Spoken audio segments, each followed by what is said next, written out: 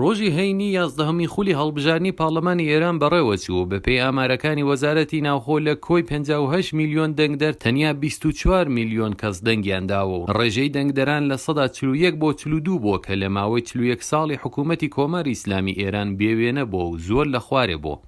هەرچەند ناوەندە سربەخۆکان ڕێژەی بەشداربووان زۆر کەمتر لەوانە دەزان و دەڵێن لە 120 بۆ 25 خەڵک بەشدار بوون.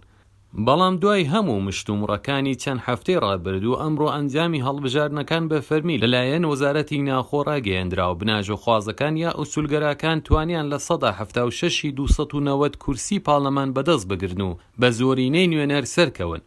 ڕەفۆرمخوازەکان لەو پەڕی لاوازیدا بوون و تەنیا لە 106 کورسیەکانی پاڵەمانیان گرتە دەست، لە 118 بەشی نوێنەرە سەربەخۆکان بوو.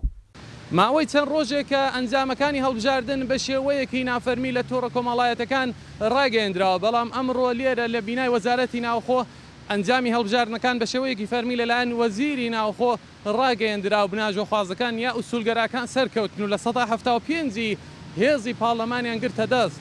دەبێت چاوەڕوان بینە سابزانین 4 ساڵی داهاتوو هێزی بناژۆخواز چ دەکا بۆ ئێران و ئاڵوگۆڕێک لە بواری سیاسی و ئابووری لە ئێران دروست دەبێت یا نا. ئاکۆ شەمسەدینی، گەلی کوردستان، تاران.